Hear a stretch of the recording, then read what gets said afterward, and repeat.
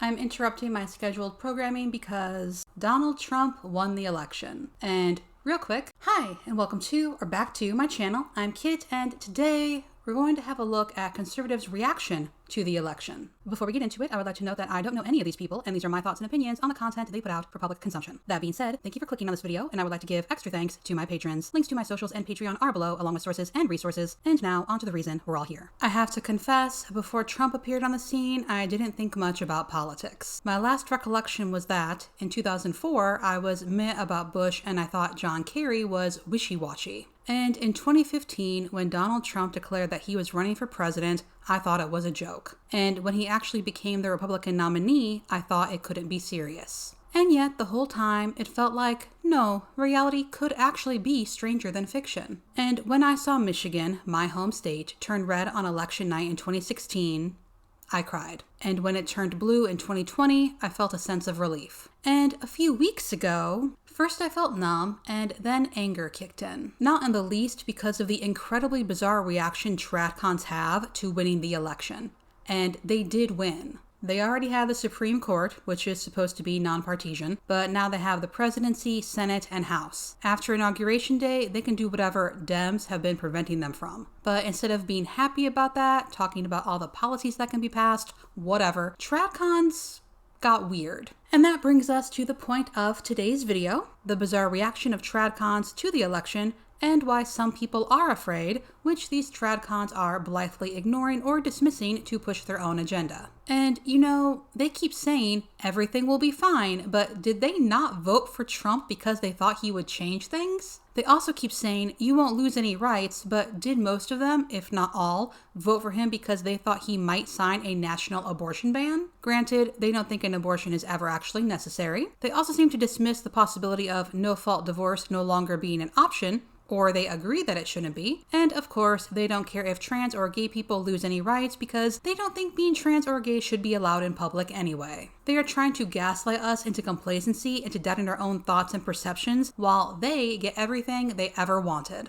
I imagine if anything the public might object to does come to pass, they'll either ignore it or spin it. And honestly, so much of their content is woke bad, libs bad. I'm at a loss as to what their content will be once Trump is inaugurated. I'm sure they'll still find something though, but don't let the Bretts and the Bens and the Matts and the Mishas and so on convince you that everything is fine, everything is normal. The whole point of Trump is that he isn't normal. He's going to drain the swamp. He's going to make America great again. And these folks have not been shy about what they think that looks like. And now it's, oh, you're exaggerating. You're worried about nothing. LOL, liberal tears. And by the way, liberal and leftist are not the same thing. They are not interchangeable. Speaking of which, let's talk about the worst offender, Misha Petrov. Since November 6th, she has made 4 videos all on the same theme. Leftist meltdowns begin after Trump's election victory. Leftist outrage reacting to feminist meltdowns over Trump's victory. The most unhinged leftist reactions yet. Inside the left's deranged plans following Trump's victory. She took a break to talk about the shocking disrespect to U.S. veterans.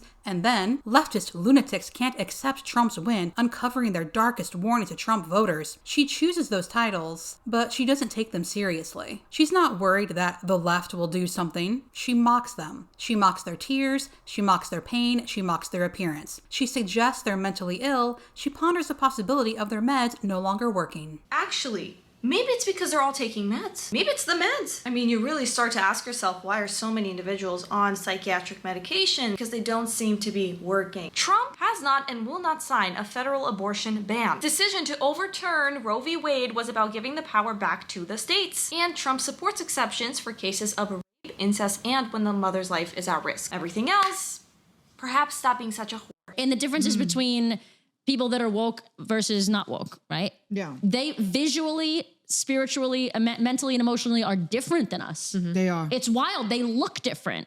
Their energy is different. It's just like they're always miserable, and it's a very real psychological issue. It's definitely a mental health crisis. Trust, baby girl, we're not confused. I know exactly what I voted for, who I voted for. His name is Donald J. Trump. I know why I voted for him. I stand 10 toes down on the fact that I voted for him. Gentlemen, you have just had your first taste of the red pill. Come over to the dark side. We have real joy. We have real unity. You might have some fun. You might have some laughs. You'll be healthier. And hopefully you won't be shipped off to fight in a Dick Cheney war. Someone needs to bless you, bitch.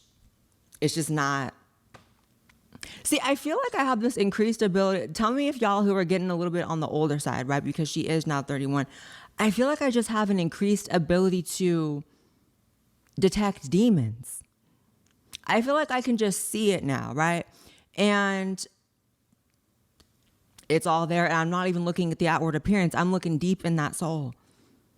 And it is, in fact, black. Every time I feel bad for them, I'm like, the worst thing that's going to happen to these stupid people is they're going to experience a better economy, less war, and a closed border. Like, they're going to be fine. But we do have to do something to heal these hoes, because this is too much. None of these people are afraid of or worried about the people they're laughing at. And that includes those who did their own reaction videos but didn't really say anything. But we're not done. Someone posted on Twitter, literally Trump won. Women of America, this is now your fate. And it's a picture for my listeners of a blonde woman who's pregnant in the kitchen with a blonde toddler. It's very clearly AI. And the feminist turned housewife responded with, good. And then, this is exactly what I mean when I say feminists hate what is natural and good for women. Who in their right mind looks at this and thinks it's a bad fate to be at home pregnant with children? No one thinks being pregnant or being at home with kids is bad, but when you're forced into it, it is. Disingenuous, do better. American AF posted, breaking,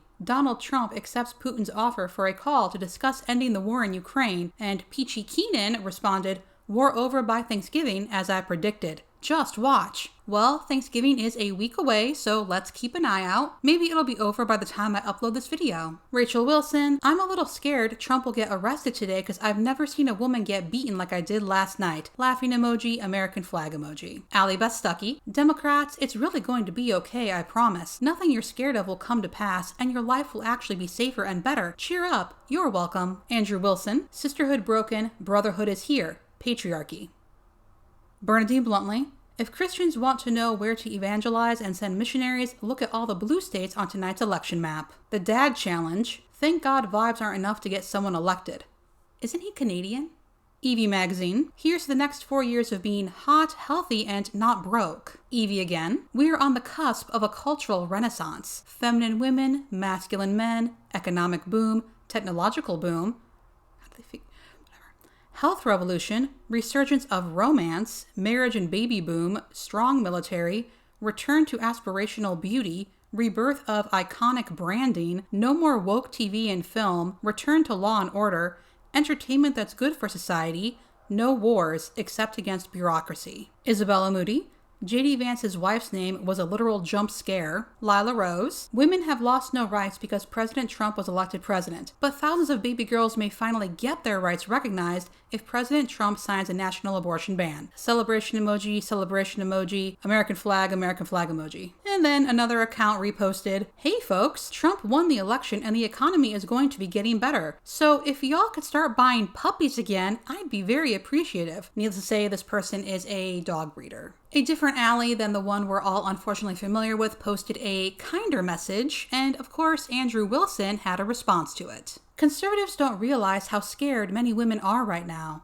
Harris has been feeding them a steady stream of misinformation and terror, and many genuinely think healthcare is at stake. Now is the time to educate, reassure, and help them realize there's nothing to be afraid of. Sure, you're not going to sway the 5% of super loud activists. You are going to give peace of mind to the women who've been told miscarriage care is about to be illegal, and they're the ones who need it. Andrew's response? Negative. It's time to twist the knife and kick them while they are down. No mercy. And this is a good segue into why people are afraid, worried about another Trump term. President Trump is likely to be far more effective with a 2024 win than he would have with a 2020 win. Trading Pence for Vance alone is huge, and there's a lot more. When the enemy is in full retreat, you haven't won until you press the attack. Crush the filth of leftist progressivism into the dust and cast it back into the hell from whence it came. Enemies punished, friends rewarded. It's only just beginning. Someone posted, one of our neighbors took their gay flag down, ha ha ha ha ha, and someone retweeted that with, unreal how fast it's all starting. Back to the closet you go. And then some comments on that charming comment. Awesome.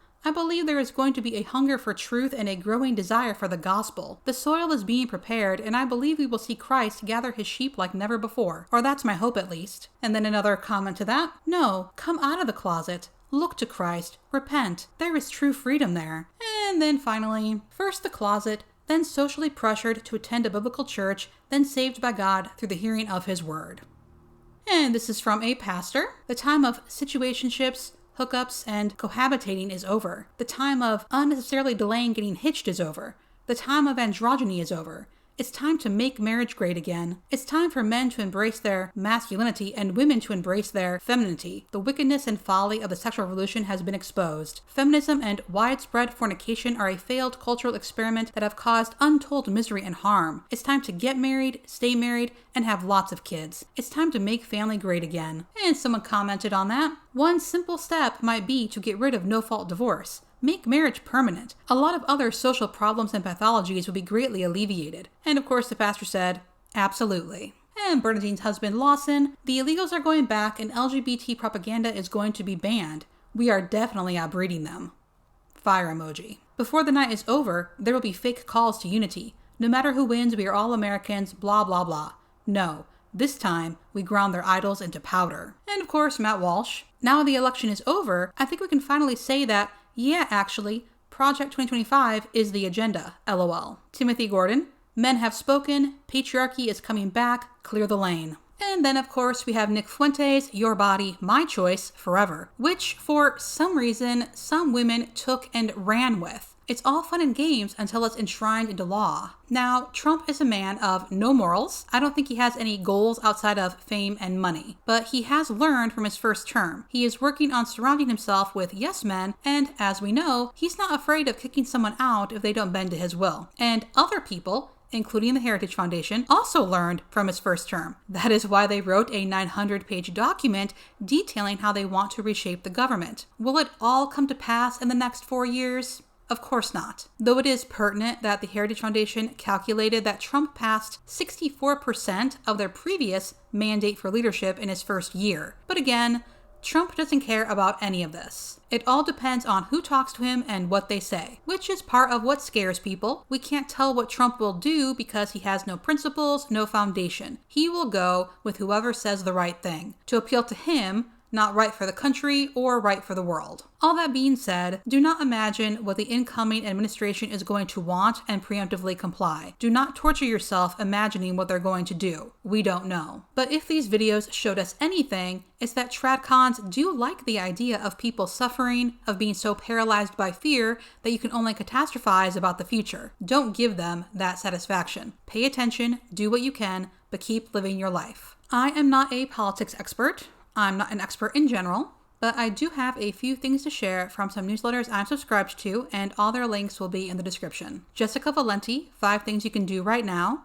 Order abortion medication, donate to an abortion fund or organization, protect your digital safety, know your legal rights, and check in with your community. And Helen Peterson, what I'm reading post-election, 4 heated discussions I've had with my white husband since November 8, 2016, Broken Bones, America's Violent Indifference Toward Women, It's not the economy, it's the misogyny, I'm gonna love the hell out of you, all candidates once elected, voters wanted lower prices at any cost, and yet it moves. And I recommend Sarah Kendzior's Substack and her books in general. It's free. And here's an important bit from her latest newsletter. Trump is not a true fascist. Fascism requires allegiance to the state, which Trump lacks. The biggest threat to the US is not fascism, but mafia state autocracy. Not 20th century style dictatorship, but controlled demolition by a billionaire criminal network abetted by complicit actors within the US government. The strongman theory was always a straw man. For over half a century, Trump has operated within a transnational organized crime network whose goal is to strip the US down and sell it for parts. Much like the oligarch raids after the collapse of the Soviet Union. They have been aided in this endeavor by institutions, in particular the DOJ, which has long protected Trump, and by members of the Democratic Party serving as controlled opposition. Many Americans did not want to believe this final twist. It is harder to reckon with betrayal than with a straight liar. But the footage of a grinning Joe Biden with Donald Trump, the man who Biden claimed is a fascist who will destroy America, and then handed the keys to the country, promising to accommodate him,